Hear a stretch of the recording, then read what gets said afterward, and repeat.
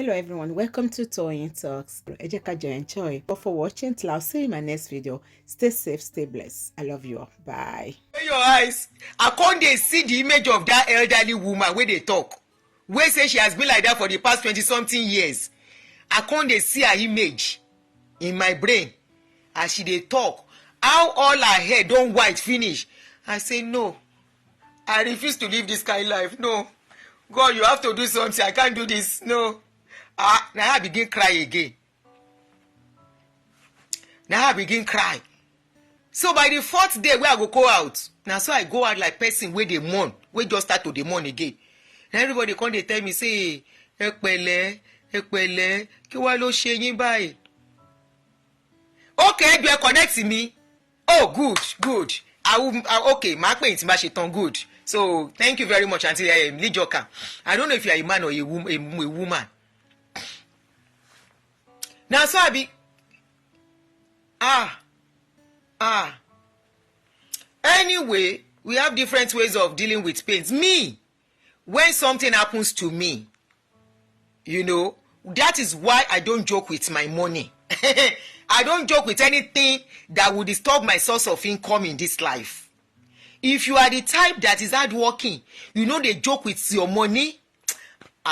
No matter how little you are making, you are paying your bills, you can sort yourself out financially in your own little way. Please don't joke with it. Your strength, if you have that financial strength, you have 60% of what you need. In fact, I would say 70%, if not 80%.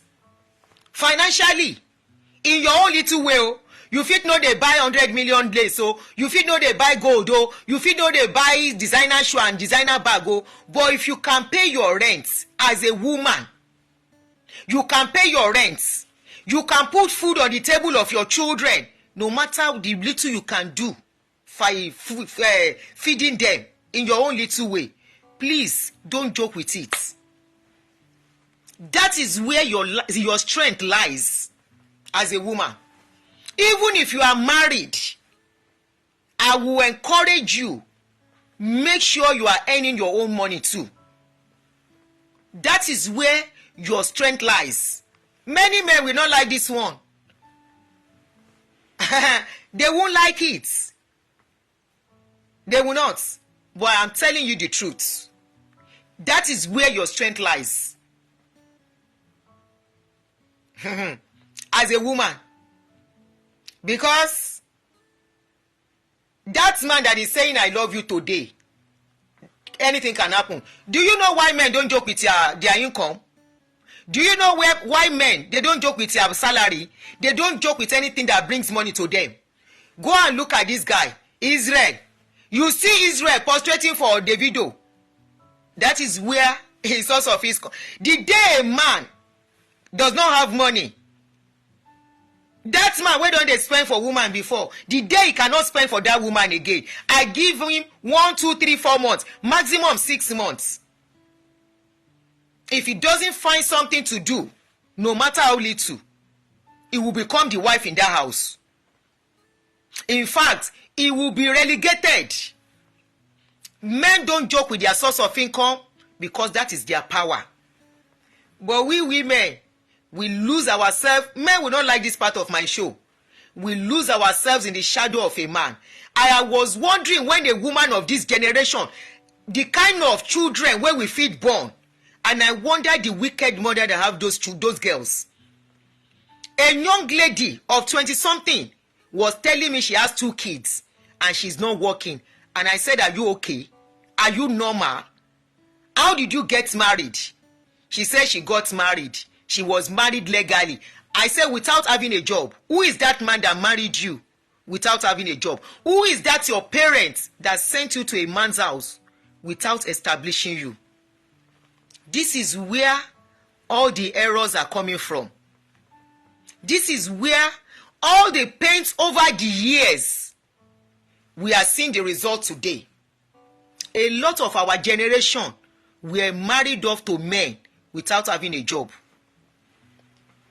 They will marry and the man will take charge financially.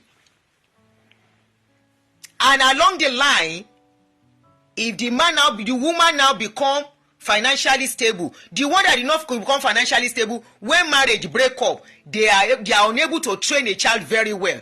They are the ones that train up toxic children that are adults today. And some parents who grew up in that situation are still breeding their children, their girl child, in that manner. How can, in this generation, at this dispensation, with what is on ground, how can a parent send off their child to a man's house just because the man has a house he is living and the girl does not have a job? She has 2 kids. The man is maltreating her. She wants to leave. She needs me to help her. I say, help you as per what? I say, I don't know what you want me to do. If she can get an apartment. I say, where is your mother? She still living. I say, go back to her. Go back to your mother. If na one room she dey live, go and stay with her. Oh yes, go back to your mother and your father. This is not the dispensation anybody will send child to husband's house. And if you are a man, you are marrying such, or you allow your son to go and marry such woman, you have dug a well of destruction for your son. At this generation, if your wife's son or your son's girlfriend, you see where they waka with, you know if you ask your pikin, as a parent, say, come, this your girl, wetin she dey do? Where she dey work? Which job she dey do? Make you confirm all those things. You can't look your pikin. Say your pikin is the man. Your pikin is the man. No matter how rich he dey. Because how many rich people we get? I say we are deceiving ourselves. All of us, majority of us. In fact, 90% of Nigeria are managing. Yeah, we are managing. We are barely surviving. Now, in carry us reach low where we dey hustle. So make we no deceive ourselves. Even if they born you inside rich family in those days, Abiola children sef dey hustle for America.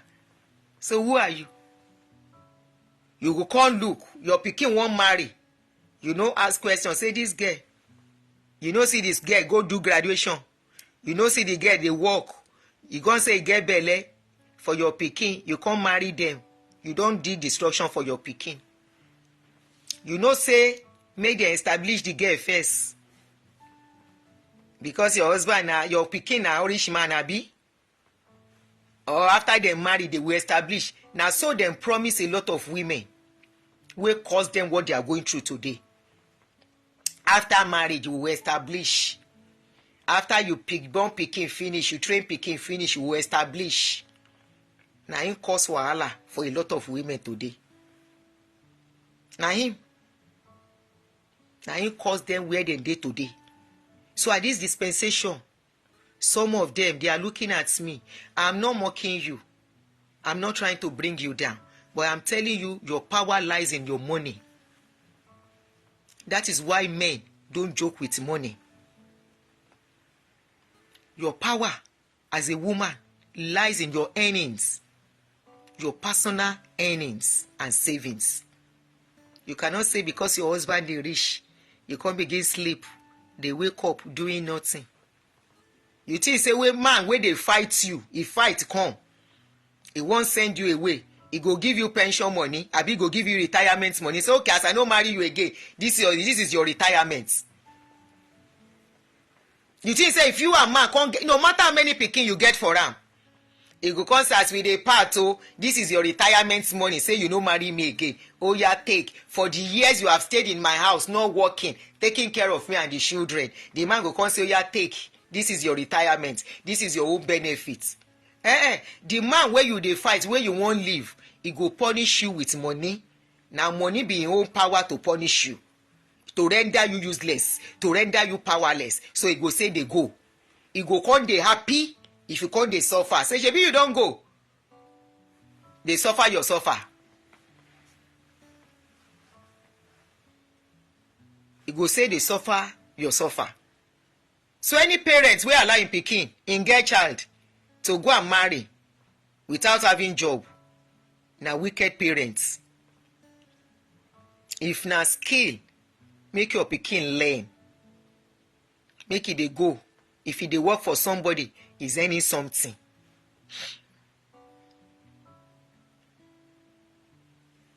That is the mistake. They turn marriage to poverty alleviation program. That is how some people see it, unfortunately. Unfortunately, that is how they see it.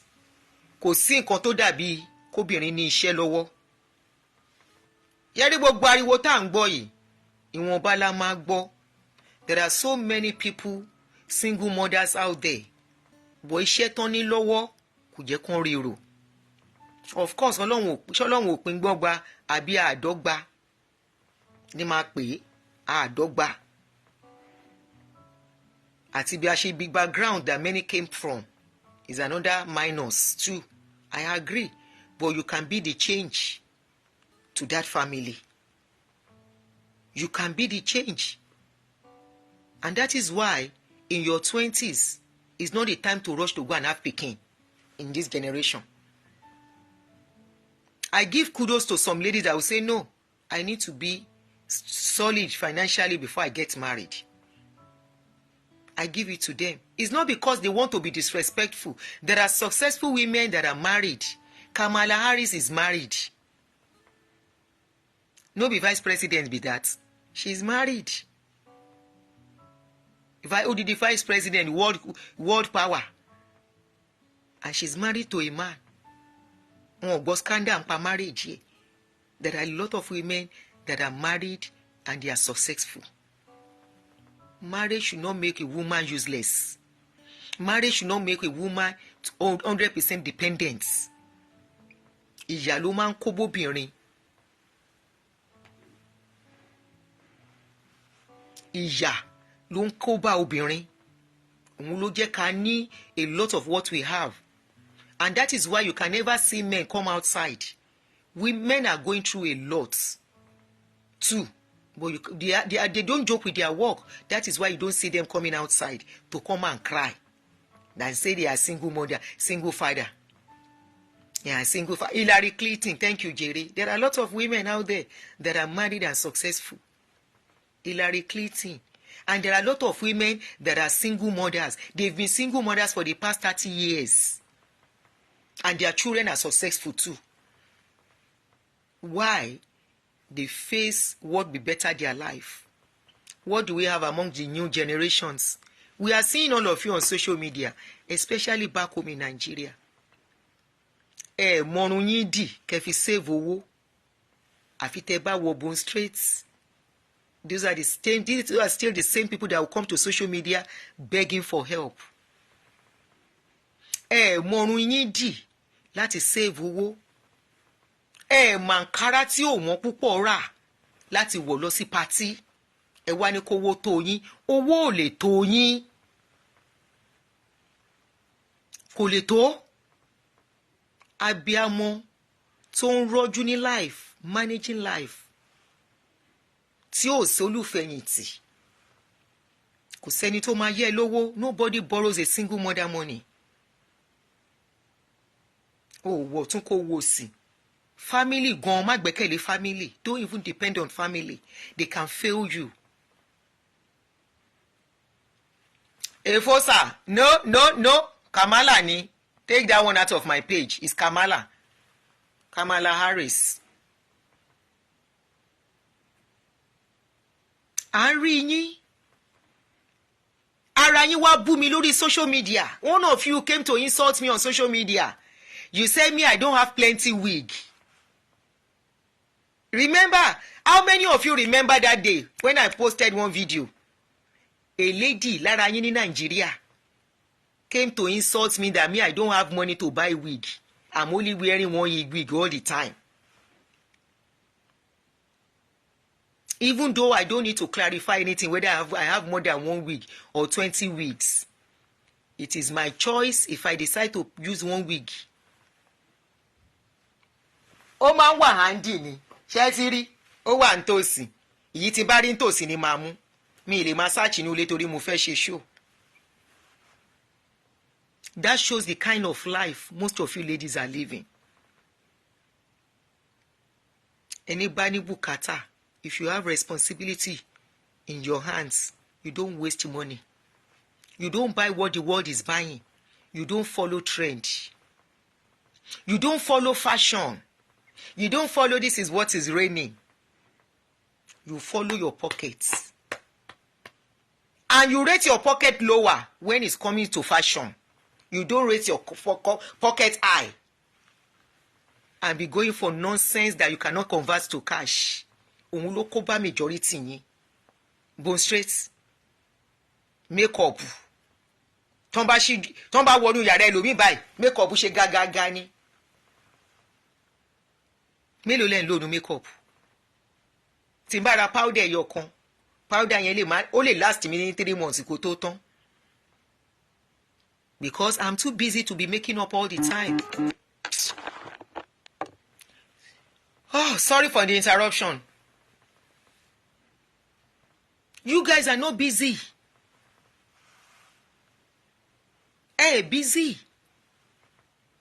If you are busy, you will not be appearing prim and prime all the time. Nǹkan kan ò lè yín. We see you guys on social media.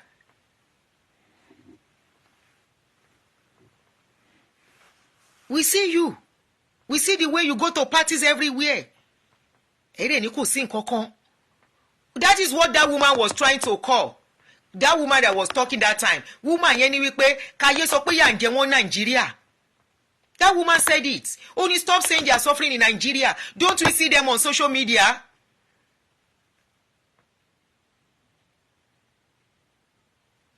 You have money because somebody is doing party. Wọ́n gbé bùkátà lé yín lọ́rùn.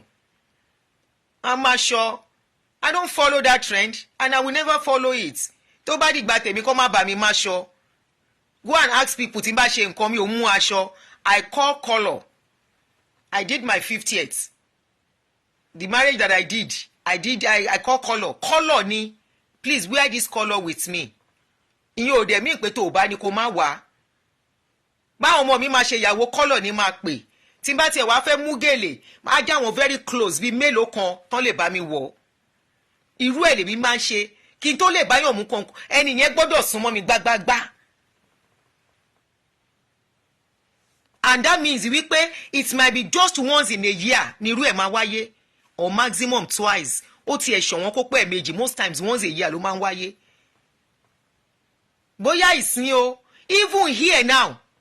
Shebi I went to party of recent. I told my brother, very good brother, the same place from my husband's state, the father of my children. I told him, I said, ẹ má bínú. Wọ́n láwọn tẹ̀ tí máa ń gbọ́ pé ẹ máa ń sọ ẹ fún mi ń gèlè. Gèlè yẹn ò yẹ useless nínú wardrobe mi. The gèlè, all my gèlè, I wear them for years. Tí dem máa wá nǹkan mi proudly. It's only our own fashion that is always changing and putting people in debt. Carry all the laces you have bought. Kó lọ gbé sọ́jà tó bá máa rí tà. Many of you have bought laces in the past. You have wasted money buying wigs. You have wasted money buying expensive shoes and bags, phones and all the rest. And today, ẹ bára yín bí tí ò yẹ kẹ́ ti bára yín. Téèyàn bá lọ́mọ kéékèèké, once your children are still young, you cannot afford to live. Except you are a wife of a billionaire, please enjoy your money. If you are very rich on your own, enjoy your money, please. One life to live. But if you have to struggle, equality fair turn before another one comes. You cannot afford to live a wasteful life. You can't. If you with children, anything can happen at any time. That is life. If my story does not inspire you, I wonder what will inspire you. You think it's by people gathering you together and talking to you? You think it's by people giving you 200,000 to go and start a business? No. If it is not in you, if you don't make intentional decisions about it, the breakthrough. You have to be conscious. Ẹni tí ò ń ṣe kó mọ bùkátà tó wà níwájú ẹ. I told you I was a wife of an ọ̀gá of a company. Ìgbà tó máa kú, kò sí driver mọ́, gbogbo lavish lifestyle, mọ́tò gan di kẹrúkẹrú mọ́ mi nídìí, ó di kẹrúkẹrú, wọ́n dá mọ́tò mi mọ̀ mọ́ mi, kọ́lọ́ má jẹ́ kán fi nǹkan tí ò dáadáa wa mọ̀. Tó bá ti dákú síbì kan, mọ́tò mọ́mì tùmí ló dákú síbẹ̀ yẹn, they know.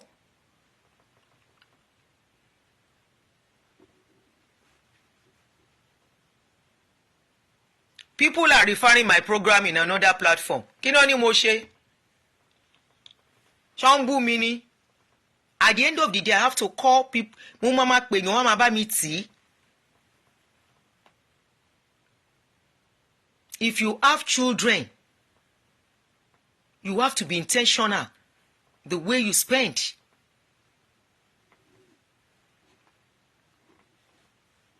The way you live. Tí ọwọ́ eku bá ṣe mọ́ ló ṣe máa ń ṣe. Sórí ìyà tó ń jẹ yẹn, ó máa di ọrọ̀ fún ẹ. If you do it well. Ó máa di ọrọ̀ lọ́jọ́ kan. Ó máa di nǹkan tí inú ẹ̀ á dùn sí. There is no amount of money you spend on your children. Concentrate that money on giving them the best instead. Àwọn ọmọ yẹn náà máa daṣọ mú ẹ lára tó bá tásìkò. Tí wọ́n á daṣọ yìí, aṣọ ẹ̀yẹ, aṣọ ìdùnnú, aṣọ ayọ̀. Wọ́n á dá sí ẹ lára. Women, we are going through a lot. We should not allow a lot to go through us again.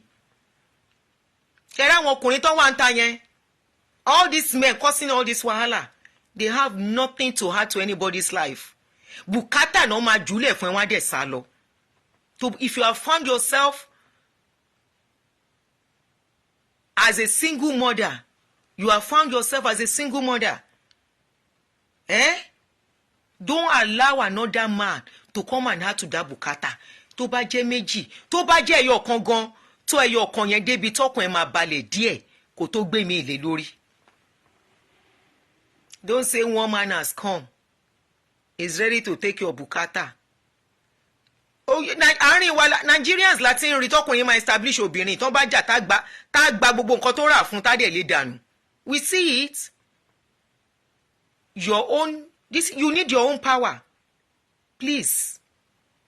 I feel the pains of women. I have gone through it.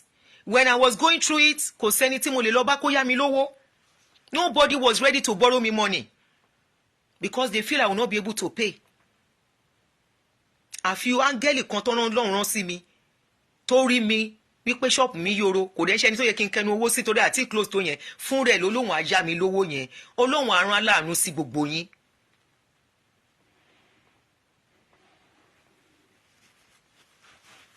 Á rán aláàánú sí yín. Aláàánú tó máa wo yín ṣùṣùṣù. But kò sí bó ṣe rán aláàánú sí yín tó, if you are not intentional in how to manage resources, kọ́ ló máa bọ́ sí. There's nothing, if you can't afford private school, nothing stops you putting your children in public school. Kó lè mójútó wọn. Tó bá dẹ̀ ń dé, ẹjọ́ jókòó, you check their homework, you check what they have done. I told you how when life became very tough, as in very, very tough, àti jẹ́ ó nira fẹ́mi àtàwọn ọmọ mi. And I looked. I needed to make adjustment financially for me to balance. What I did was, okay, school 10 law, you want there. I went to look for. The school was like 10% of what I was paying before.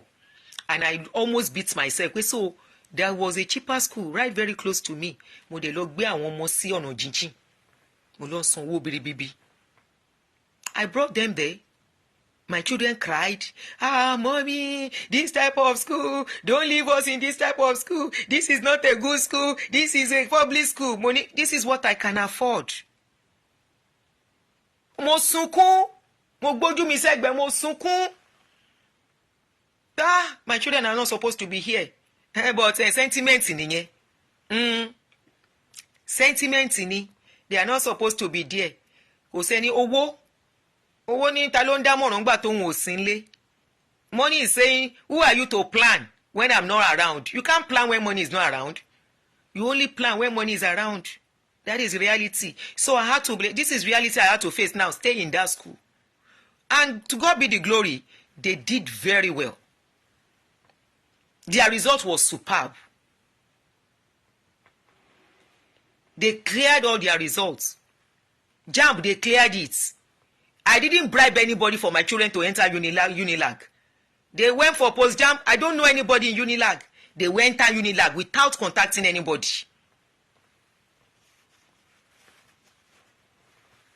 It's when there is money, you will say, I want to put my children here. I want them to go to here. When there is no money, work with what you have. And remember, tomorrow is there for you. Remember, next tomorrow is still there. And you are the only one these children are depending on. And I want to tell you one thing. You cannot afford to fall in love as a single mother. Men will not like this. You cannot afford to fall in love as a single mother. Kó má bàbá yé ara ẹ jẹ́. Ẹni tó bá fẹ́ mú positive wá bá ilé ayé ló máa fall in love pẹ̀lú. You know why? So that mentally, emotionally, you will not be destabilized. Once you get cut off emotionally and mentally, it's coming back to your children. Tẹ́jọ́ ń gbé ní ilé. It's coming back to your children that you are living with. The man will do. The man, you remember, is not your husband. Except the man is your husband. He's just cashing cruise. The man is just cashing cruise. Don't let any man come and start deceiving you with I love you. He's cashing cruise. He has his wife. He has his own family. Because as a single mother, now somebody husband you go date. Make we no lie to ourselves. Now somebody husband we go disturb you. And if you see a man we never marry, where they come, he has to prove that he really wants you. No be saying that because of the free punani, or say you get house. That is another mistake. Because some men will come because they know you have a house where they will not need to go and pay hotel bill. If they go and date, you see why? Let me tell you why most of these men go for married single mothers to date. They date single mothers because they know single mothers have a house. They know they don't have to go to hotel and pay bills and pay hotel money. So they come to you. So if you no use your coconut well for them, don't just be bringing any man where your children are. Your children will lose respect for you. They will lose respect for you. They will look at you. By the time they start seeing different men coming into your house, asking you questions, especially if you are, even if you are a widow, but most especially as a divorcee. Remember their father is somewhere, and they keep seeing different men. The one come today, and another one come tomorrow. Already, that is destroying and damaging your future. They will lose respect for you. Of course, they will accept you as their mother. There's nothing where they can do. But later in life, one or two of them will start acting funny, and you will not know what you have done that is making them act funny to you. They may not be able to tell you because some things go by no more suffer ye. All your trouble, all your pains, all your wahala over your children shall not go in vain. But make sure you are intentional about it. You cannot afford all in the name of I want to pay bills, all in the name of I want to is monko Tony, monsare ko Tony, eleya wa abe ẹ̀sùn bí táwọn ọmọ ẹ wà. Another one wá, wọ́n máa ju owó òṣì owó tí ò tówó, wọ́n máa jù lẹ̀ fún ẹ, wọ́n máa ní a little drop, ẹ̀yin tó bá mi kékeré yìí wá, ẹ̀yin ibi tó bá máa dí, tí kí ni ń dí, tí kí ni ń dí. Àwọn ọmọ yẹn á máa wá rí. You are forgetting you have children looking at you, looking at what you are doing. That is why some children, some girl children especially, wọn ò ní tó èjì ọkùnrin, wọn á máa wá ọkùnrin kiri because wọ́n ti rí nǹkan tí ìyá àti wọn náà ń ṣe. Wọ́n ti feel pé that's the only way a woman can have fulfillment and love. No, be happy in your comfort zone. Be happy in your own self. Be happy in your own. Kí ni mo ṣe fẹ́ sọ òyìnbó yìí? be happy in your own, be happy. Ìwọ gan fún rẹ dùn rẹ nínú. Ọkùnrin kan ò lè mú dùnú wá bẹ́ẹ̀. That man you are looking at kò lè mú dùnú kankan wá bẹ́ẹ̀. Ìdùnnú tọkùnrin ní is ìdùnnú okó. Ẹ má bínú ẹ̀yin ọkùnrin. Ṣé mi ò tí ì sọ̀rọ̀ jù? Ká máa wá lọ. Ẹ ti bínú? Ṣé ti bínú? Make una no vex. Na scarcity of unani I wan cause with this my lecture. Ìyẹn náà la fẹ́. Kóbìnrin gbéra wọn báyìí kán lè ṣe. Adunni kà ń ṣakọ. Wàláì mò ń ṣakọ.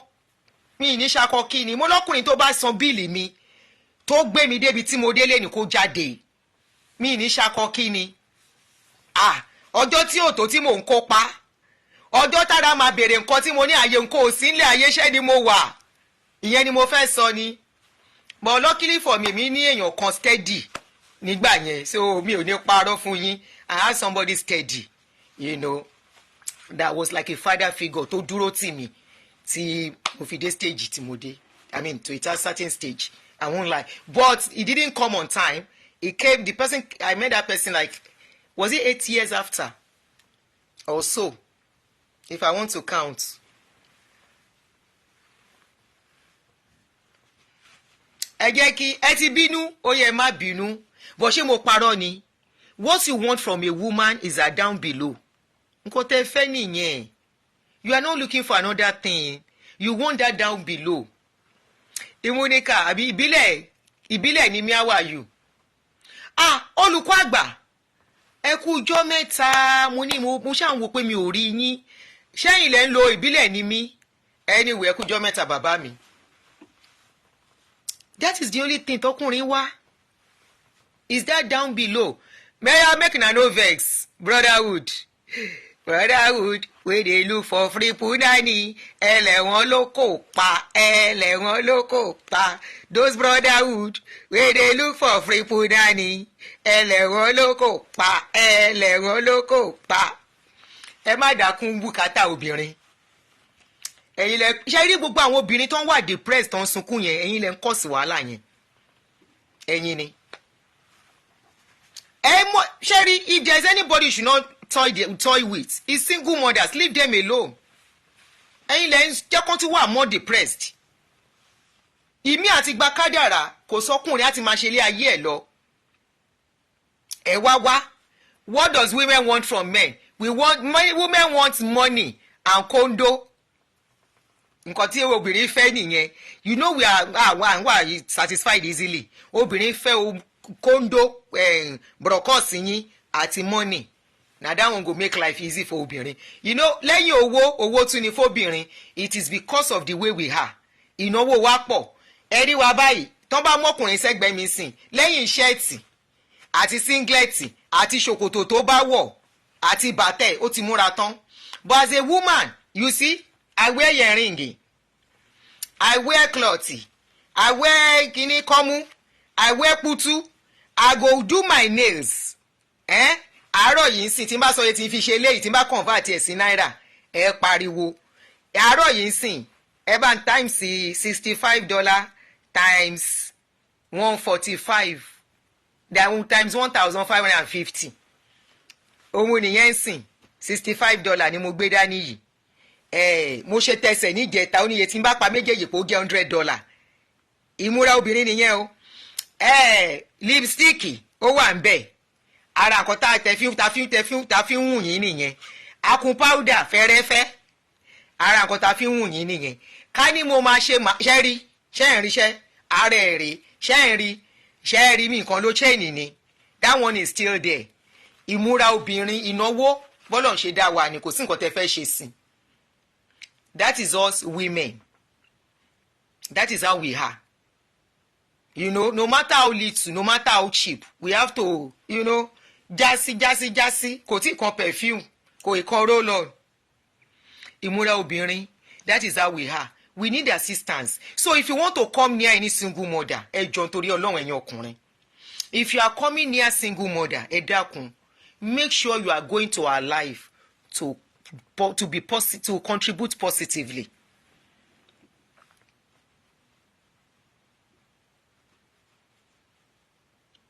Nezi, irọ́ tí má tiẹ̀ máa ṣe Nezi irú eléyìí kọ́ èmi mi ò gbèrú eléyìí ń gbà yẹn.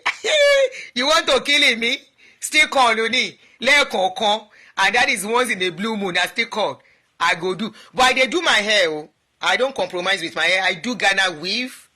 I love Ghana weaving in those days, so I can carry it for some time. I know I dey do weave on once in a while too, but I do more of Ghana weave. But you see, this is where I spend my own little change on myself.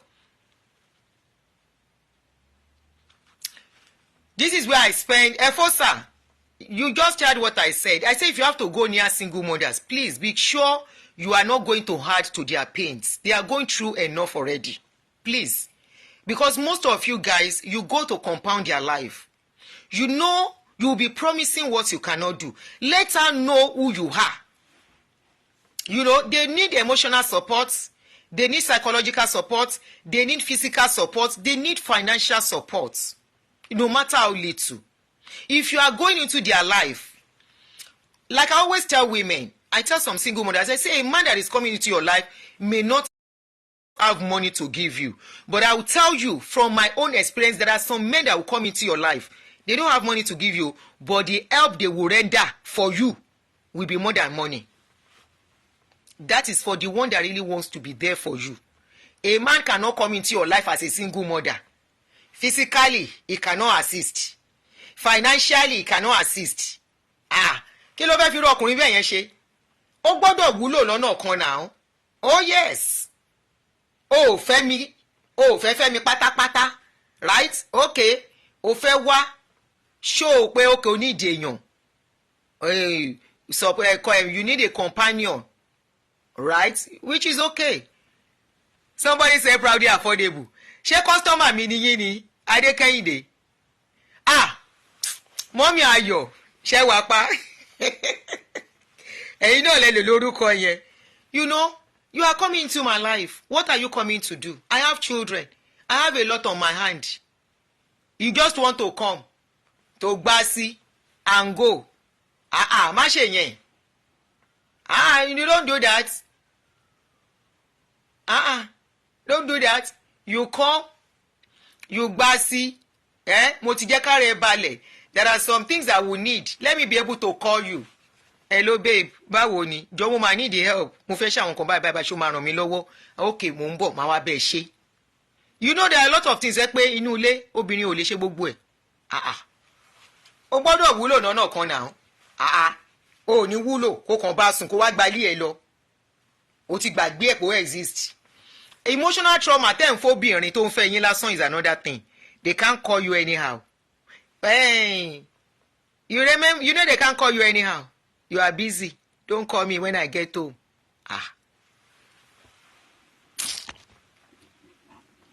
So don't go and compound your life. Oṣàbò ò lè gbè mí, ṣe mí bó ṣe bá mi.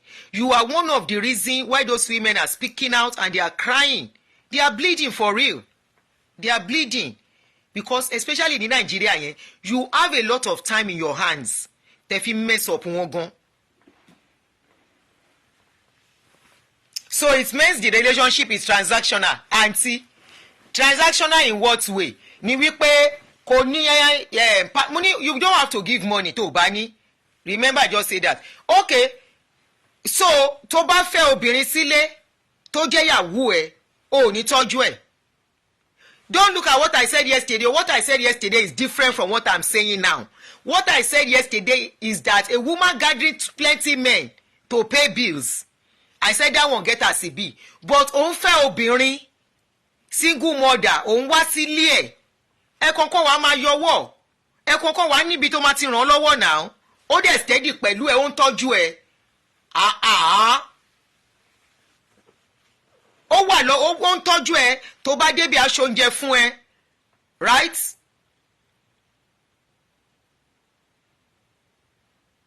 Tó bá débẹ̀ she will cook food for you. because madam at home is misbehaving, because most of you that do this thing, you are married men, so I'm not shying away from that reality, and I'm not going to lie about that. I'm not going to pretend it's not happening. You will leave your house, you will go and meet her.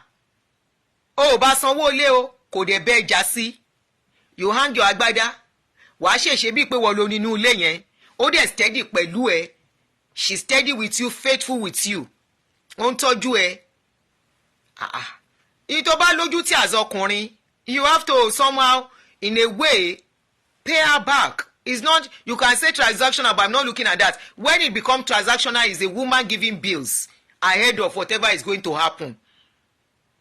That is giving bills. That is expecting bill every month. That is the one you can call transactional. But the one we are talking about is knowing share ẹ̀tọ́, doing your responsibility. Ìyàwó ilé ẹ̀ ṣe responsibility lórí ẹ̀. The food she is cooking, are you the one that gave her the money? Is a question. The one of yesterday, tẹ́ bá lọ farabalẹ̀ watch the show of yesterday, is different from what we are saying now. It's different from what we are saying.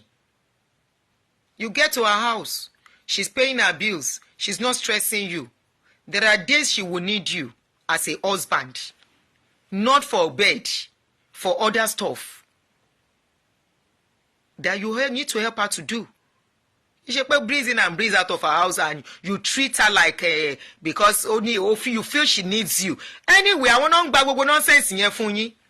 You want to treat her anyhow because you think she needs you. Me, I will show you that I don't need you. Arabi tóbìnrin ti gbọ́dọ̀ níṣẹ́ lọ́wọ́ nìyẹn. I will treat you that I don't need you, that you need me more. Oh yes. You see, we women, we are the one that give men, a lot of men, the power to feel that without them we can't survive, that without them we are nobody, that without them we are not complete. A man is acting up. Ó act up fún ẹ, ó fẹ́ show ẹ pé òun lọ́kọ. Of course, there are times ẹ pé bá jẹ́ kọ́kùnrin yàjọ yẹn, but when it's now becoming too much, abba.